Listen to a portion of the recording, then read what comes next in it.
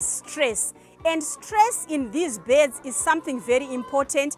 And if we do not manage stress in layer birds, they will stop laying. And layers can get stressed with anything, really. They can get stressed from noise, from movement. Let's say there's a dog that runs around here, they panic and they are stressed. If it rains so hard and there's a hailstorm and the noise from the hailstorm, it can also cause the birds to get stressed.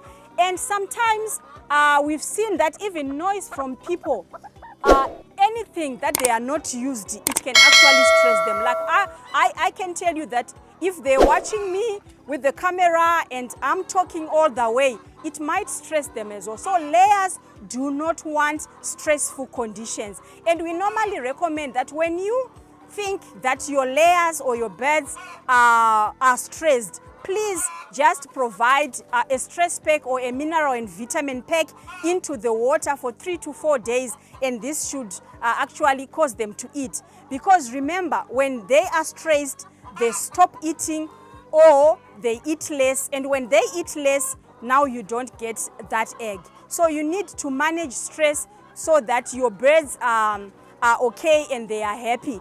I also spoke about birds' welfare. With layers, you need to allow them to show their natural behavior. So things like perching, pecking, they like it. It's also a very good habit to throw in greens here and there. Some people use lucerne, some throw vegetables, anything that you can, so that you keep them busy. If you don't do that, they will start pecking each other. And there is a disorder in behavior that can come that is called cannibalism. Cannibalism is whereby the chickens start to peck on each other until they bleed, until they kill each other. And once that behavior starts in your chicken run, it is very viral and it is very difficult to stop. So for you to avoid cannibalism, manage the stress and make sure that your birds are happy all the time.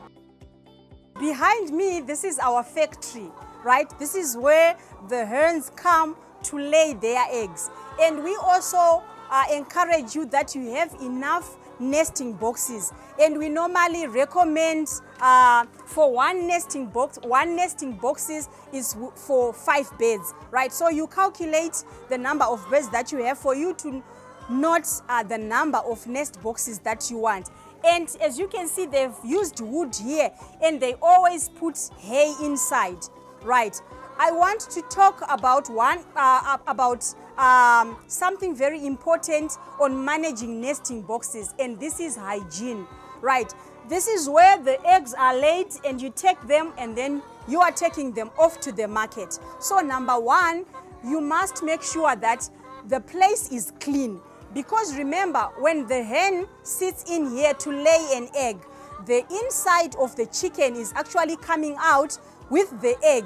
And at times, this inside of the chicken will be in contact with the surface. So if this is not clean, it means that as now the oviduct goes back, it's going to carry with it bacteria, viruses, and all sorts, and then your birds will get sick. So it's very important to make sure that it's very clean and it's of very good hygiene. And also it helps that then when the egg is laid, you can look at this egg. It's very nice, and there's no need for cleaning this because it's already very clean. So if you've got dirty nesting boxes, you will get dirty eggs. And I'm sure customers will run away from you when you are selling them dirty eggs. So make sure that your hygiene is fine, because if it's not, then this is a high risk for contamination of the eggs and even the chicken organs, and the chickens will get sick. Okay, so we are here now, and this is where the joy of egg production is, where you actually now have picked the eggs and they're ready for the market. And I'm sure you can see these crates are empty because when we came in here, the eggs were being taken to the market. But on a daily basis, out of their 470, they're picking about 15 to 16 crates of eggs a day, which is not bad, which is okay. So when we talk of egg storage, let's say you're picking your eggs and you're storing them. We always want the eggs to be in a cool, dry place. So we don't want any moisture because it will cause the eggs to go bad very quickly. So the place must be dry and the place must also be cool, right? And then I think when you are selling off your eggs, this is now like a marketing tip, right? But I wouldn't want to come to your place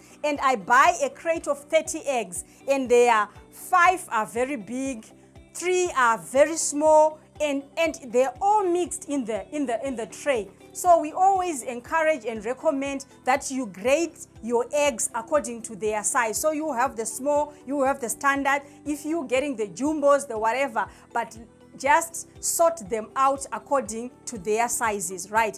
And then I'm just going to show you quickly here the quality of the egg. So when we look at the quality of the egg, normally we're looking at how the yolk is looking.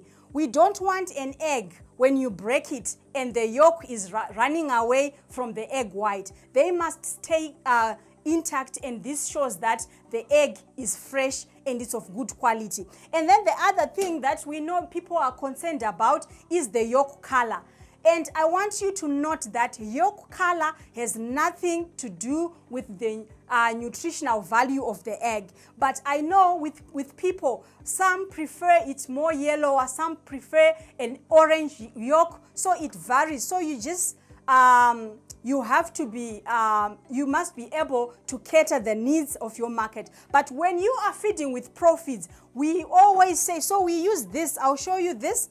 I call this, it's a color fan, a yolk color fan, right? And it's got different, these are all yellows, but you can see that the intensity of the yellow is very different. So it starts off, it's almost whitish, and it gets all the way to a deep orange. And on this, you've got numbers. So it ranges from 1 all the way to 14. So what we're basically doing here is I want to measure the egg yolk of this egg, right? The color of this egg, right? So what you do is you will need a white base, right?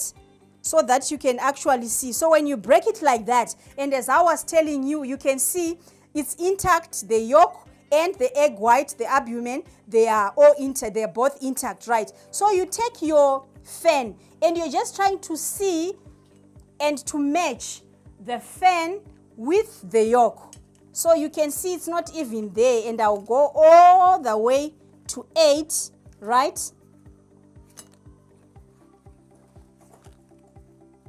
Right, and I think this is around 11, so it's 11 on the DSM yolk color fan. And don't worry about getting this, you don't need this. I'm sure with your eyes you can tell and you can see, but I will tell you that if you are feeding on Profeeds, we make sure that you are getting a good yellow that will be attractive to many people who are buying your eggs. So this is number 11 on this, and it's a very good yellow, right? So you'll find that if you are now giving lucerne, extra vegetables to your birds, you can go deeper and it can even get up to 12, 13, and now it will be turning towards the orange color of your yolk.